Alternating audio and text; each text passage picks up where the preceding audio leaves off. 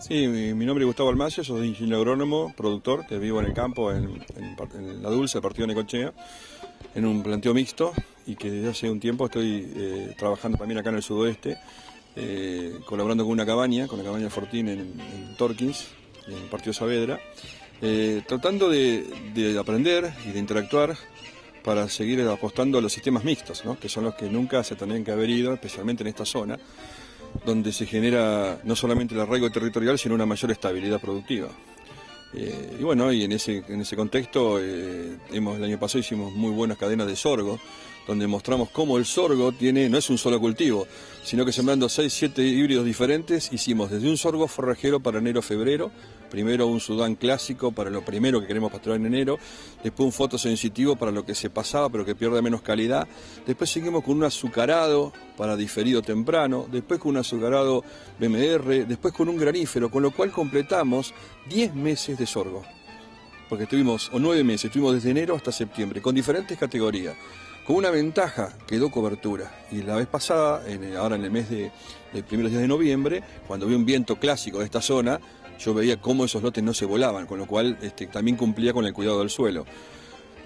Lo mismo con los verdeos tanto de avena, de centeno, hasta regras, y también pasturas, pero con un modelo de silaje de cebada, básicamente, y ya no como una cuestión de reserva para el invierno, sino silaje de cebada, teniendo la posibilidad, en años como este, excepcionalmente húmedos, tanto el año pasado como calculo que va a pasar lo mismo ahora, después del silaje de cebada, estábamos sembrando un sorgo, porque justamente queda como una cancha de fútbol cortadito y ahí metíamos el cultivo de sorgo porque había humedad en el suelo para sembrar porque justo había llovido. Y la ventaja de ese planteo con los silajes permite ajustar, siempre hay que manejar el pasto, que es lo más barato, pero el pasto más en esta zona es muy variable en cantidad y en calidad. Al tener una bolsa de silaje, en este caso en 4 o 5 lotes diferentes, el ajuste se hacía en función de las necesidades del animal, pero también en función de cómo viene el año, para no destrozar una pastura cuando hay una condición de sequía. Hasta ahora los 2 años que me está tocando transitar acá en el sudoeste son fuera de lo común, yo lo tengo claro, ha sido un año muy... Pero también tengo claro que esa lluvia espectacular de 20 milímetros, después otros 30, después otros 20, porque gran parte del sudoeste tiene problemas limitantes de tosca y suelos que pueden almacenar poca agua. Por lo tanto, hay que cosechar ese agua con un cultivo. No soy de la idea de dejar barbechos largos, no tiene sentido, porque un barbecho largo gastás mucha plata y encima de gastar mucha plata, ese agua se pierde, porque en definitiva con lugares con pendientes o lugares con tosca cerca no se puede almacenar. Si podés almacenar 40 o 50 milímetros, el resto se pierde. Entonces el objetivo es captarlo con cultivo, hacer reservas más que se puede, manejar con un concepto como hay en el banco, que es el encaje que es lo que plata que no tiene que prestar el banco y se la tiene que quedar. Bueno, yo manejo un concepto de encaje forrajero. O sea, es muy difícil de que la gente lo haga, pero guardá, que te tiene que sobrar, porque estás en el sudoeste, te tiene que sobrar, tenés que manejarte con por lo menos un 20% que te tiene que sobrar, aunque eso tenga un costo financiero, porque después lo vas a agradecer y lo vas a manejar de otra manera. Y creo que esa es la idea, entender que está en una zona semiárida, que esto que está pasando es espectacular, que hay que aprovecharlo, no hay que olvidarse en qué zonas está, cuidado con la carga, cuidado con entusiasmarse y entrar en un boom de aumentar la carga, porque después ya sabemos lo que termina pasando. Entonces yo creo que estas situaciones así son para mejorar los índices productivos, no aumentar mucho la carga, aprovechar para hacer reservas, porque seguramente, y ojalá me equivoque, ojalá que no, pero es muy probable que en algún momento no lleguemos al 2009, Dios quiera que no, pero sí haya periodos que por ahí no esté faltando lo más preciado acá, que es el agua. Así que esa es un poco la idea con el planteo mixto, hacer un cultivo, en el caso campo que estoy trabajando, hacer cebada para silaje, hacer una avena para grano. ¿Pero por qué? Porque estamos haciendo crit feeding, que crit feeding es darle esa alimentación diferencial del ternero al pie de la madre. Tenemos unos comederos, como que ponemos unos 1.800, 1.000 kilos de avena o de balanceado, que los llevamos compatibles al lote, le desplegamos como una especie de ala que hace que pueda pasar solamente el ternero y no la vaca. ¿Cuándo es clave? Fin de noviembre, diciembre, porque aún en un año llovedor se terminan las avenas, se terminan los regrases, los sorgos todavía no están, y nos estamos perdiendo en el ternero el momento donde multiplica por más, donde es más eficiente. La vaca quizás ya está preñada o con menos se arregla.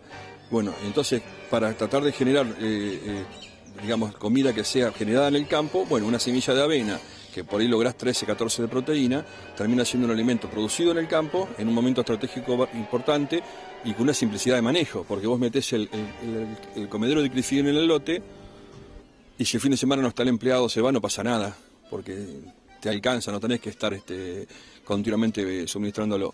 Así que bueno, ese es un poco el planteo que estamos armando, teniendo en cuenta en qué zonas está, pero no con un planteo tan conservador que no permita rectificar. O sea, la estrategia era una cosa y la táctica cambia. Futbolísticamente hablando, le echan a 3 jugadores al rival que es mejor que yo. ¿Qué hago? ¿Me quedo a la defensiva o aprovecho porque es por diferencia de gol? Bueno, yo aprovecho porque es diferencia de gol. Entonces en el sudoeste termino fertilizando 2 veces el sorgo. Yo sé que no es para siempre, pero aproveché el agua, porque lo que empezó a limitar el año pasado, y lo vieron acá con lo que pasó con los cultivos de trigo. Todo el sudoeste siempre fue la zona 5, fue la zona de calidad de trigo. Entre el cambio de variedades y los años lluviosos que hubo, y con la fertilización que se hizo siempre con los problemas políticos que no podíamos vender el trigo, yo se lo entiendo, yo soy productor y lo que pasó, pero con la cebada pasaba lo mismo. Cuando rindió mucho nos quedamos sin proteína.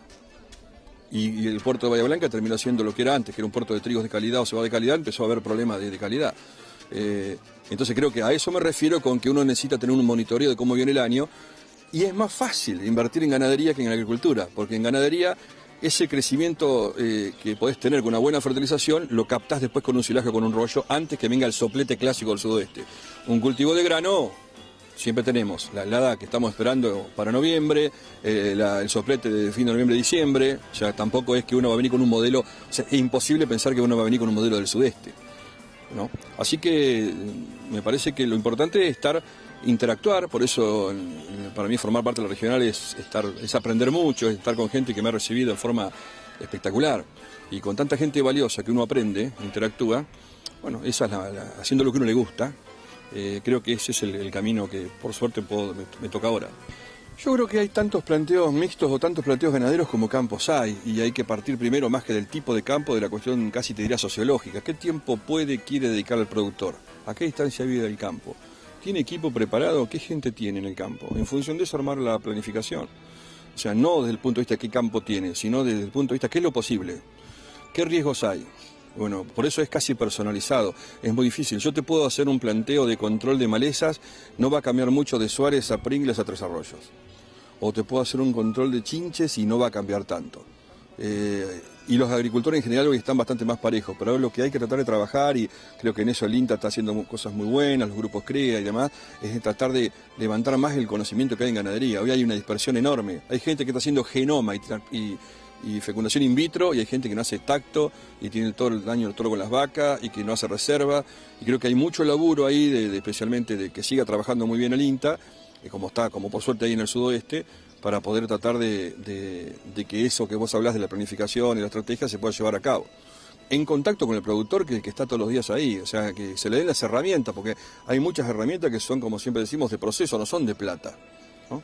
Pero por eso creo que soy bastante optimista con la ganadería. Creo que el desafío, la salida, mira, ya iba a decir nuestra zona acá, me salió natural, digamos, decir nuestra zona acá, yo creo que es con la economía mixta, no es tanto con los cultivos, también tiene mucho que ver con ganadería, y si Dios quiere que podamos empezar prontamente a exportar, a tener una ganadería más pujante, en esta zona tiene una ventaja enorme, enorme porque se puede aprovechar todos los tipos de suelos diferentes que hay, hasta la ventaja que a veces no llueve para poder hacer la alimentación a grano. En Estados Unidos los feedlots, los demás no están en zonas lluviosas como están acá. Pensando que para mí la ganadería tiene que ser, no es una dicotomía entre pasto o grano, es aprovechar los recursos que tenemos de la mejor manera posible, sin fundamentalismo, yo siempre digo más y que o sea, es con, no y, o no, hago a pasto o a grano, es bueno o es malo. No, el pasto, si es lo más barato, aprovechalo, pero el silaje te permite ajustar mejor eso, y en algún momento la terminación con grano, si tenés grano de avena. O sea, me parece que es abrir un poco la cabeza y en cada situación tratar de ver de qué manera se ajusta más ese manejo del campo.